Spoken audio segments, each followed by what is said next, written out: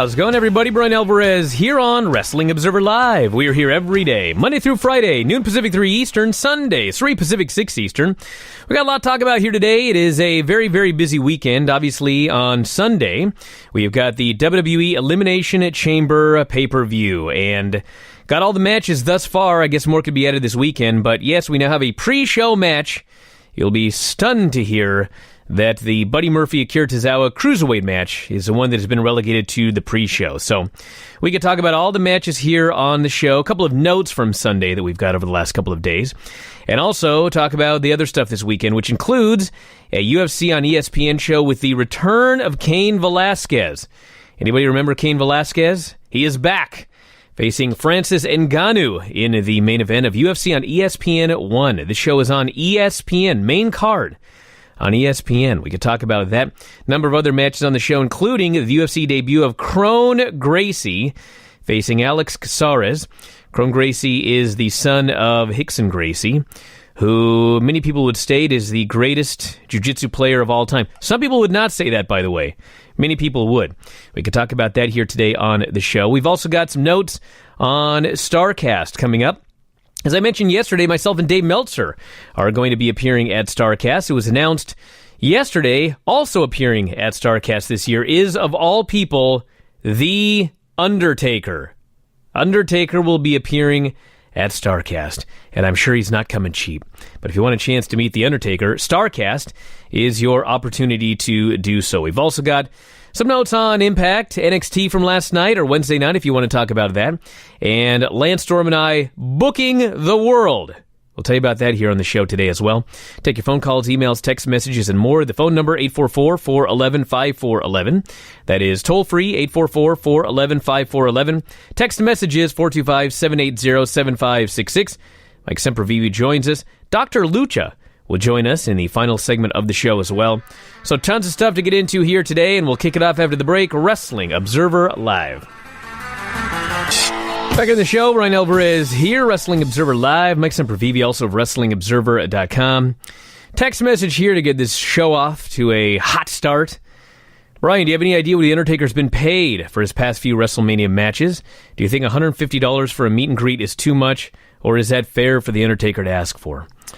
Well, The Undertaker, as noted in the opening segment, is doing Starrcast.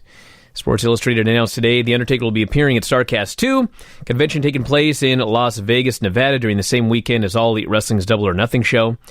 I know people might assume this is an AEW event, but that is not true, Conrad Thompson told Sports Illustrated. We have wrestlers appearing from every promotion from all over the world. Starrcast is not just for All Elite Wrestling fans, it is for all wrestling fans.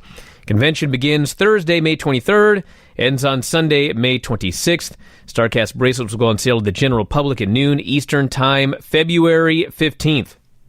Hey, that's today. They're on sale. Sports Illustrated notes that Undertaker's event will go on sale later this month. Undertaker Experience is its own standalone experience at Starrcade, Thompson said.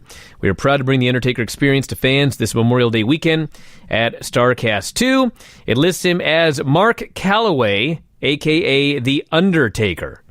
Dave Meltzer reported earlier this month, one person attempting to book The Undertaker said he is charging $25,000 an hour for appearances within the U.S., but he is not taking regular bookings until the summer. Most recent in-ring appearance was Crown Jewel. So there's your number right there, $25,000 per hour. Obviously, Undertaker, I'm sure, is open to negotiation, but the dude ain't coming cheap. And when I mean, if this is the actual price you're going to charge, $150, I mean, I'm surprised it's only $150. Like, I wouldn't be surprised if they were asking $250 for The Undertaker. I mean, I guess if Undertaker appears at a WWE Access, anybody gone to an Access and got the Undertaker deal? Like, what was he charging at Access? I mean, this is your opportunity to meet the Undertaker. I mean, how often is that going to happen in your lifetime? Like, if you want to meet the Undertaker, $150. I don't think that's crazy. Am I wrong about that? Maybe it's because I want to charge $150 for my meet and greet. I don't really. Your thoughts, Mike? I'm trying to scale myself a number so I can get booked at one of these things, because unlike you and Dave, I never get invited anywhere. Shocked. I'm appalled and offended. So why are you yelling at me? and broke. So, I'm not booking this stuff. Somebody booked me over here, but you do get a deal with the Undertaker for 3 hours. He cuts it down to 60,000, so you save 15,000. Is that the number? Yeah, apparently. Wow. I think that's what Dave said last night.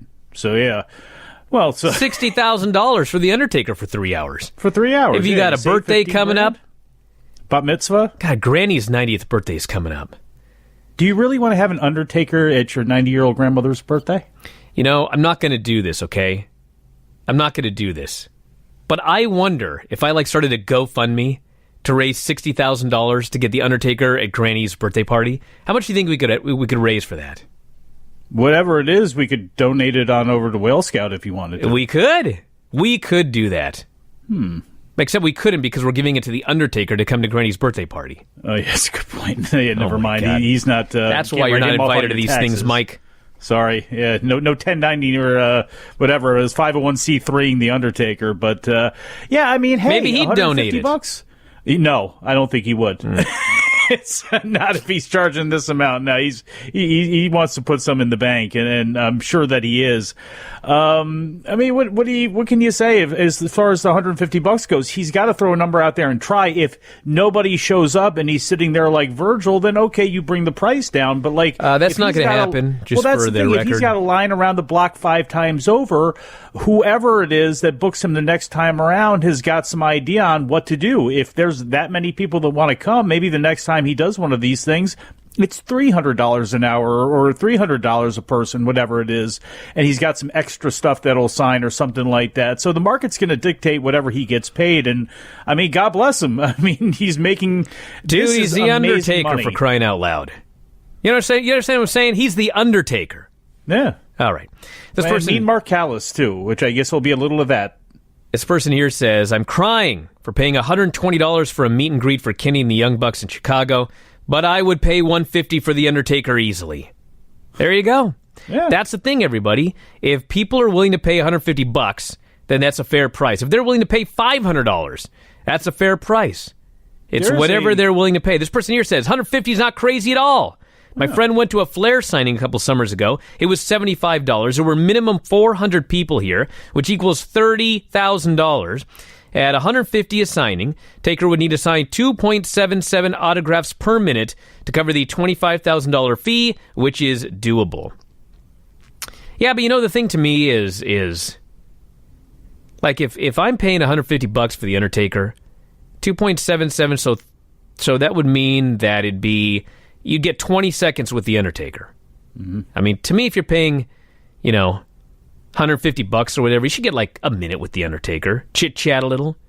Talk to him about the time that the Berserker tried to skewer him with that sword on Superstars. I don't know. I don't know if you're going to get that. Long time for an awkward conversation. Hey, let me tell you one thing. If you pay for the Dave Meltzer, Bryan Alvarez meet and greet, you're going to get some time. You understand what I'm saying? Some time. We put some time in for the people. Wouldn't pay for any of this. This person says, dude, we need to get the Undertaker for Granny's 90th birthday. I will donate. Let's do this. Huh. We don't know if the Undertaker's making house calls. You know what I mean? I mean, it would be easier to get Granny to Starrcast. But I'm not sure that Granny's going to be wanting to go in any airplanes anytime soon. Maybe I'll bring it up to her, see what she has to say about it. This person here says, Undertaker appearance near Houston in March is $150 a photo and $150 an autograph. $300 if you want a picture and an autograph from the Undertaker. Jesus. Hey, how many times do you get to have your paper signed by someone who's dead? Touche. It's very, very rare. The collectibles market is a very interesting thing too, because that is a lot, obviously, is what is into this as well too. Not just somebody's fandom, it's the amount of money, I guess, that can be made off of these items when they go up on a secondary market too. Hey, this person here says, got a question. Does the Undertaker doing Starrcast mean no WWE Hall of Fame? Well, I don't. Here's the thing. This year, yes. Here's the thing. Starrcast just announced that Ric Flair is going to be at Starrcast. All right? Do you really think that WWE is excited that Ric Flair is going to be appearing at Starrcast? Probably not. Okay, the answer is no, they're not. All right? But they're still promoting that on February 25th, it's the Ric Flair birthday party on Monday Night Raw.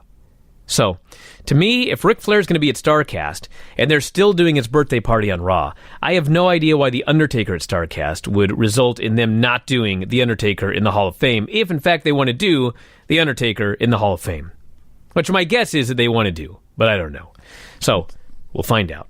Is Jonathan Coachman at Starrcast? Believe it or not, the coach is at Starrcast. Can't wait till you guys can have a meet and greet. Oh, I'm sure we'll have a meet and greet. This person says, I'll be there in Jersey for the meet and greet, Bryan. I want 4 minutes of your time. Well, I don't know if you're going to get 4 minutes, my friend. It's 2 more than Whitney gets. These lines are around the block. Unlike yours. This person says, Bryan, are you kidding me? You know the line we had at Starrcast, Mike? Get out of here. Person says, Bryan, it's me, the man you chopped it all in. You gotta raise your price to chop somebody now. If you think you're going to issue an open challenge for that belt and think you're unbeatable, think again. I will have my revenge. I will walk away the champion. I will be victorious. Have fun with that belt while you can. Oh man, he's referencing WrestleMania weekend where I'm doing an open challenge, April 5th, Black Label Pro Bryan Alvarez Sugar Hole Challenge, the ICWA Texarkana television title. I'm not sure that it's open to fans. I don't think for legal reasons we're allowed to do that. I don't think there's going to sign the waiver. I don't think there's any waiver that can protect you, my friend, from what would happen if you got in the ring after that chopping I gave you at the last event. Back in a moment, everybody. Observer Live. Back in the show, Bryan Alvarez here, Wrestling Observer Live. Mike Sempervive, also of WrestlingObserver.com. Hey, this person says $150 for a rushed handshake and a picture. No thanks. He also threatens a chop off with me for the meet and greet in Jersey. Yeah, we'll see. Everybody's going to be whacking it. We'll see about that. Person says, any news on Wale Manias? Are going to be one this year? I don't know, actually. I think there's going to be one. I'm pretty sure there's going to be one, but don't hold me to it. Never know what'll happen. This person here says, will G-Raff be at the meet and greet? That's not the plan. I don't think I can get him out there. He's not much for travel, much like myself. Can you get Granny booked that weekend? She's not much for travel either, Mike. Well, I know that, but I mean, G-Raff is more mobile than Granny, I think, right now, because he was walking all around Paisley's room. Oh, really? Again? Granny can't get up them stairs. Oh. Person says, can we get chopped by Bryan at Starrcast? Asking for a friend. Talk to Conrad. Ric Flair's getting buried at his birthday party, this person says, on Raw as a punishment. Well, I mean, he may very well get buried at his birthday, but he was going to get buried at his birthday, I think, whether it's punishment or not. Just say, if Ric Flair ends up in his boxers in the cake and nothing else, I don't think that's going to be a bad night as far as Ric Flair considers it. So I don't know really if there's anything WWE can do that's going to make Ric Flair feel any kind of way about doing Starrcast or how he feels on Monday night. And who knows what can happen here, too, because this could end up with, again, Charlotte. It's hard for me to believe that Charlotte is not going to be the focal point of this thing and that Rick somehow is not on the babyface side of the ledger, or at the very least does not suffer all of the wrath of Becky Lynch. I fully expect something to happen there. I'd be stunned if, like, everyone thinks on Raw that, like, Ric Flair's going to come out and they're going to celebrate his birthday and, like, nothing's going to go wrong and we're just going to have, like, cake and ice cream and the baby faces come out and everybody's happy and the show goes off the air. What? And what is this thing with Ric Flair as a babyface so he can't go in the cake? What? I don't know what Dave's talking about. Why? He can go in the cake. It doesn't matter if he's a babyface or a heel. No. He can go in the cake. Let's go to the phones. You're on the air. What's going on? Hey, what's going on? It's Jack from DC. Yes. I wanted to ask, do you know what's going on with Bray Wyatt right now? Because I haven't really heard much from him ever since him and Matt Hardy were in that tag team. He always seems to get in that limbo of, not really having a direction. Nothing really seems to be sticking. I don't know if you... somebody can correct me if I'm wrong here, but he was gone, and he was going to get, like, a makeover, like a new character, something like that. Then he just kept being gone, and then I heard that he was almost cleared. So it sounds like either he got an injury somewhere, because he was doing some house show, so maybe he got hurt on a house show, or maybe he just got a surgery. I don't know what happened, but I presume he'll be back at some point. I don't know doing what. I guess he's on was it the Edge and Christian show he's on this week? Yep. He's alive. He's around. I miss JoJo.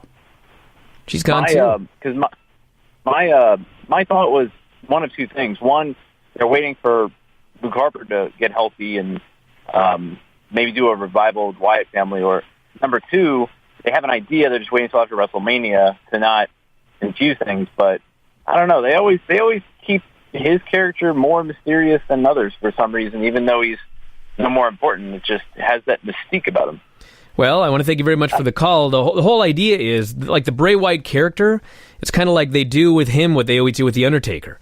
And they always kept The Undertaker's character very secretive. I mean, you rarely saw an out-of-character interview with The Undertaker. You rarely saw him do anything out of character.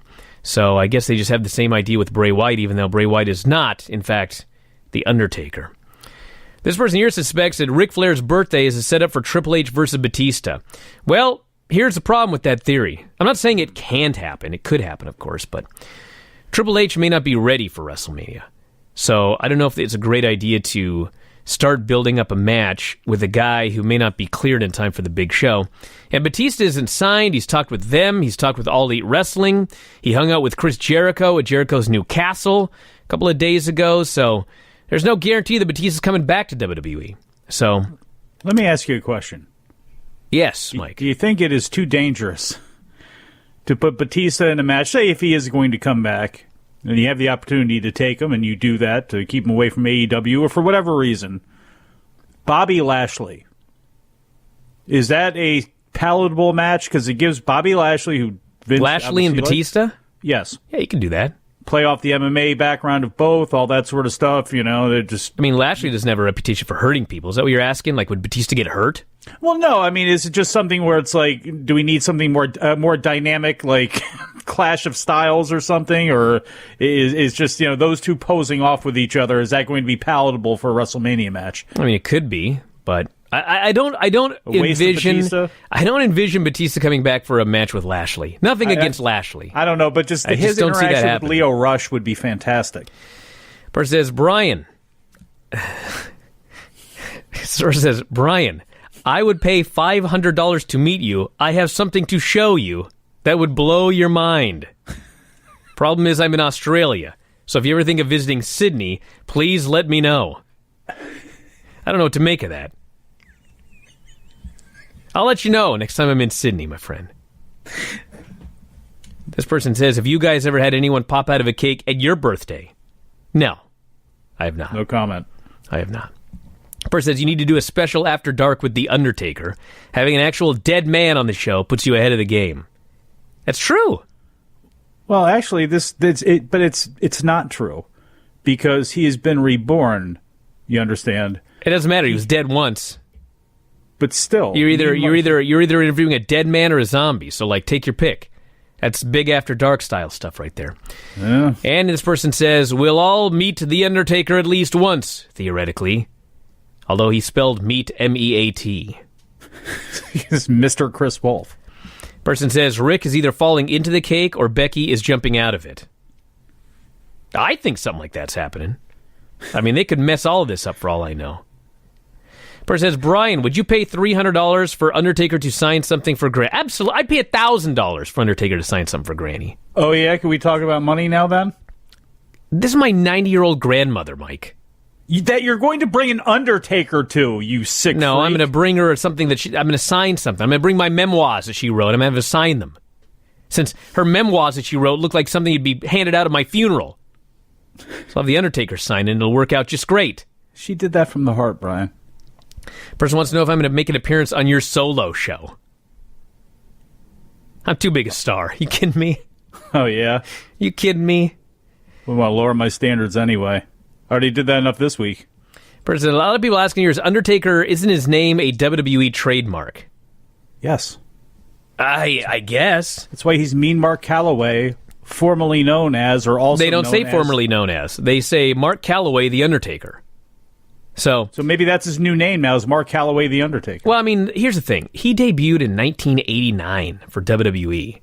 I mean, I'm not sure if they were trademarking every single person's name back in 1989. I mean, maybe he trademarked it at some point before they did.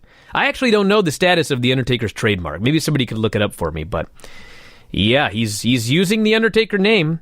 And maybe I'm being too much in fantasy land here, but like, if we're being like really real about this, like, they should just let him have the name or sign over some sort of sweetheart deal. Do you know who we're talking about here? I know, but it's like, for the amount of money both people made each other, because nobody else could have been the Undertaker in hindsight. Nobody else could have done this the way that it's been done, and all of the complete ridiculous stuff that took place in that span. Yes. Nobody could have sold it like Mark Calloway could have, but he also would not have been the Undertaker or Kane the Undertaker if it wasn't for Vince. You're right, but you think Vince McMahon is going to give somebody their name so they can go out and make $60,000 for 3 hours of work, and he ain't going to get a dime? Well, didn't that happen with The Rock? Like, it's just, I don't see this with happening. How they do nostalgia, at some point they're going to need him back anyway, so who cares? This person here says, dumb fantasy booking idea. Becky faces Asuka at Fastlane, wins the SmackDown title, puts it up into a 3-way for a title unification match. It's not a dumb idea. I don't picture it happening, but it's certainly not a dumb idea. I mean, I wish they'd unify all the stupid titles. I'm sick of titles on both brands. Person says, I predict that Rick is going to dedicate his birthday to Charlotte and get heat by talking about how great she is, followed by Becky tossing Charlotte into the cake, which kickstarts weeks of Becky embarrassing Charlotte until she demands Becky be added to the match at WrestleMania. You could do it that way. You could do it that way. You could definitely do it that way.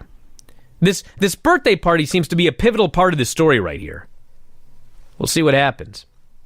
The person says, Undertaker is a registered trademark on the back of old WWE DVDs. His name always has a circled R, unlike the other circled C, so it was more than a copyright. Well, there you go. I don't know what's going on. Yeah. I'll find out for everybody if I can. Mean Mark Callis and Teddy Long can be booked at your convention. Person here says, after letting it resonate, do you think Jay White's build of the most prestigious belt in wrestling is a bit lackluster? After the last year of astounding performances by Kenny Omega and Naito, I was shocked to see Jay get the big win over Tanahashi. Just comparing it to how late they gave it to Kenny, feels a bit early, in my opinion, with Jay. Well, the difference is, during the Kenny matches with Okada, you had everybody there. Now, you've lost the entire Bullet Club and Kenny. They've got another story with Okada. I mean, they felt they needed to build a star now. And so that's why they rushed it onto Jay White. And they've been building him for a while. And what you also have out of this are options when it comes to challengers, which is the most interesting part. Who wins the New Japan Cup? Ibushi's there full time. Naito wants to hold 2 belts. You have Tanahashi wanting to come back, and you have Okada looking for revenge on White for beating him at the Dome. So you got options. All right, we're heading to the break, and Dr. Lucha, but I can tell you, thanks to Jorge here, that in fact, World Wrestling Entertainment Incorporated owns the trademark to The Undertaker. Back in a moment, Observer Live. Man, we had a run-in by the Lucha music right there. The Doctor of Lucha joining us here today, Steve Sims. Got a lot to talk about here today, Steve. Guess what I just got this morning? What did you just get this morning? I got a copy of the Jungle Boys match from All Pro Wrestling the day I was not able to get there. I'm going to watch it this weekend. Give a review here. Probably look in vain for weaknesses and areas to attack. I'm not here to look for weaknesses, Dr. Lucha. I just have heard a lot about him, mostly from you every time you come on the show. I want to see what all the hype is about. That's it. Why do you think I want to bury the guy? Maybe I'll want a team with him, since my damn partner I can never get a match with. Well, that's another story. Maybe you can get some hair tips from him. Stop wearing that bandana. Oh, get out of here, you idiot. Go ahead, Dr. Lucha. Doesn't look like you're going to be able to team with Porky anytime soon. Oh, man, I saw the video of Porky during that hair match. He's out there on a walker. But he did manage to still do a splash, kind of. A splash? I'm not sure he could get back up afterwards. That may be the move of the year in all of wrestling, from a walker to a splash. He literally walked off of his walker, raised his hands high in the air, and fell down into a big splash. On his own flesh and blood can, no less. Oh, how can that happen? How long did it take him to get back up? They don't show that. Yeah, he may still be down. Or how many people it took to get him up. But aside from the walker, you see, he's lost a lot of weight. It looks like he's for him. Yes, he has lost a lot of weight. I'm sure. But with that walker, I think that puts a long-term kibosh on his stated desire to one day get back in the ring. Now, but hey, still out there defending that hair. What was that, Mike? Well, is he still almost perfectly round? No, he's lost a lot of weight. He almost looks like he did back like in the 80s. What'd you say about his hair? He still got his hair? Yeah. Well, he's using defending Grecian Formula 6000. Wait, he was defending his hair in this match? I mean, it's heavily, coated with that stuff. Hey, Dr. Lucha, I think that the last time you were on, we got rid of Mike because he was being insubordinate, so he doesn't know what's going on with Porky and the hair, so tell him the story. Oh, wait, no, I remember now. All right, go ahead. Tell everyone else the story. It was a match between La Mascara and Maximo just a couple of weeks ago where Goya Kong would lose her hair if La Mascara lost, and Maximo would lose his hair if, or El Brazo de Plata, Porky, would lose his hair if Maximo lost. And it was obvious going in what the result of the final result was going to be. And just from the highlight, you can't judge a match from highlights, but just from the 3-minute highlights they put up there, it looks like they put a good show together to try and convince people there may be the upset of upsets in there, but it didn't happen. So tell us about the Academy Awards, Dr. Lucha, of all things. I have done what research I could. It's not something where there's just already easily sorted out for somebody to look. But I was curious if any professional wrestler had appeared in a role in a movie that won Best Picture for Academy Award. And the reason I was Didn't Ed Wood win? Huh? Wait, maybe he didn't win Best Picture. No, he didn't. Winning Best Picture. Okay. And, well, this year there are 2 wrestlers in the movie, one in a movie that is nominated for Best Picture. One credited and one non-credited. Our old friend from what was the name of the Brazilian restaurant inside the Mirage that we ate at? Before we did, it was Fogo de Chão? Well, we've eaten at Fogo de Chão many times. Yeah. And one of those years, Crime Time showed up out of the blue. Yes. To celebrate with us and eat. Well, Shad from Crime Time is in Black Panther as doing stunt work. Oh, there you go. But there is an even better answer because the favorite to win on the show, right? At least on the best guess of the favorite right now is a Mexican film called Roma, and the Latin lover has a role in it, a normal, standard, regular role as a professor. Wow. In the movie, and I was trying. I just it triggered once it was nominated. It triggered my research, my desire to research it, and I can't see that there's been a wrestler in a movie that won an Academy Award nomination before. Wait. Or won a Best Picture. Best Picture, yes. Before. Because Picture, Ed Wood did win 2 Academy Awards, Best Supporting Actor, Best Makeup, and George the Animal Steele had a very big role, actually, in that movie. Oh, yes. Yeah. Well, so there you go. Would somebody like Gene LaBelle or Mike Mazurki count, who probably did? Mazurki was in a lot of stuff. I'm not coming on claiming I have found the answer. I would love for this to be a research topic that a lot of people looked at to see if it is, but I can't. If it is, I can't find it. Well, Cauliflower Alley Club would probably be the right place to start, considering Mazurki was the one who started it in Hollywood. So Jim Valley is the one who I'm going to reach out to on this, because that actually is an interesting question. Hey, here's another one for you. Ed Wood won Best Picture, Comedy or Musical in the Golden Globes. Brian's seen one movie, Ed Wood. Oh, would you shut up? Years. It's a very famous movie. He was asking about it. I had a better answer than you did. I love Johnny Depp. Pia Zadora won the Golden Globe 1 year, so... Yeah, Pia Zadora. Anybody can win this, apparently. With the Golden Globes. All right. Well, listen. There have been wrestlers in Mexico. One of the most, besides wrestlers in Mexico are really, really luchadors are really tied to the movies. Besides just the Santo and the Demon movies and the Mil Mascaras movies and stuff like that, they have appeared in straight in what we rephrase that in traditional roles in dramas before. Wolf Ruvinsky was very, very famous as a Jewish Eastern European who came to Mexico and worked wrestling for a while, but also did straight movies. And many people will know, this is one of Kurt Brown's favorite trivias of all time, that the wrestler Super Popey, who was the other fat guy on TV when CMLL got TV back in the late 80s, the other guy doing tope suicidas at 300 pounds, he appeared in a movie called Santa Sangre in which he was totally naked. Oh, my. The Harvey Keitel of the wrestling business down there, or what? He was. And Kurt Brown is like the expert on the Santa Sangre stuff. He did some research on it. He knows a whole bunch of stuff on it. There's still a movie channel, like a classic movie channel. It really is. In Spanish, that every Sunday morning, I believe it's every Sunday morning, plays old wrestling movies, like old Santo movies and old movies like that, every single Sunday morning. Mm-hmm. God, this person here wanting to know if The Chaperone won a Best Picture nomination. Anybody know? No, but no. No. No. Not even in Mexican awards, the Santo movies, the Las Momias de Guanajuato, or anything like that. Nominated for awards. Not the Marine, but the other one where he played a bully in school or something like that. It may have been The Chaperone. I don't even... No, that was... They all run together here at this point. We never know. Speaking of movies, as long as we're going to go off topic. Diversify. Did I hear that The Rock could not host the Academy Awards because he was filming? I heard... I don't remember the story, but there was some story. That is an unbelievable answer to me, to someone who has spent 8 years living in Santa Monica in the movie industry, L.A. and Santa Monica.